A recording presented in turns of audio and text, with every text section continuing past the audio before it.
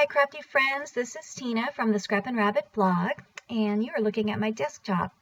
What I want to do today is I want to show those of you who are interested in getting started with digital stamps how to get going. And so if you've never used a digital stamp, I'm going to show you how to go about getting one and using it on your computer. Okay, so the first thing that you're going to want to do is I'm here at the craftanddesertdivas.com shop when they have an awesome selection of digital stamps. And so what I'm going to do is I'm going to download this weekly freebie here, which is, oh my gosh, it's so cute. The Belly Buddy Bunny digital stamp. Okay, so I'm going to add it to my cart, and then I'm going to go ahead and purchase this and show you what to do once you have it as your download. Once you've placed your order, you can click right here. It says download the items you ordered.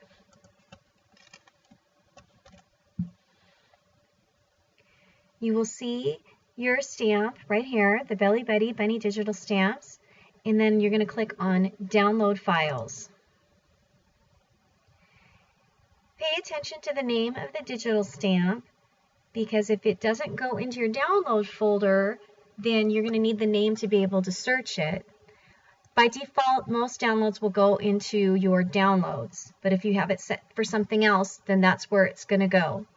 I'm on Windows 8, and so when I download a file, it's going to show up on my lower left-hand screen. If you click on this little arrow, you have an option to open up the folder right away, or you can show it in the folder. So if you click on Show in Folder, it's going to tell you exactly where your downloads are going. And for me, it's going straight into my downloads, and the folder is highlighted. So what I like to do is take my folder and drag it to my desktop, and once it's there, it's easier to work with. It is a zipped folder, so the first thing that we're going to need to do is unzip it. To open up this zipped folder, you're going to double click it, and what we need to do is extract the contents. So go ahead and click the name of the file that you're going to be extracting. Click the extract, and then it's going to tell you where it's going to copy the contents to. And for me, since I have it pulled it to my desktop, it's going to extract it right onto my desktop. So I'm going to click OK, and then you are going to see a folder appear, and that is going to be the folder that has all of the contents of your zipped folder. So you can go ahead and close out of this window. Now that the contents have been unzipped, you no longer need this zipped folder. So you can delete that and then keep the one that is open.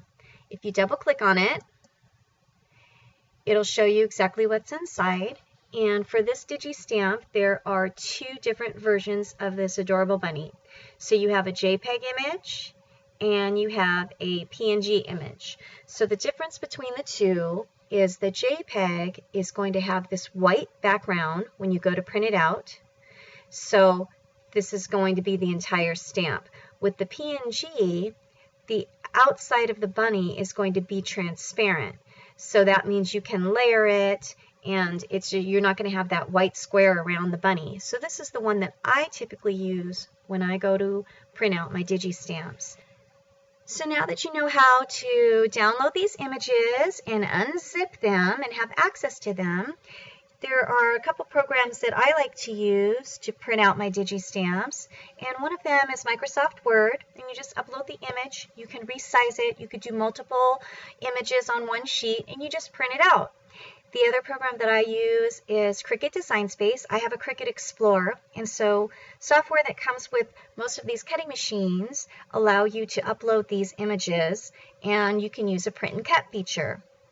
So I hope that this tutorial was helpful in getting you started in using digital stamps. There's so many great images out there, and they're a lot of fun to use. Thank you so much for watching. I hope you liked my video. I wish you happy crafting and a nice day. Bye, everybody.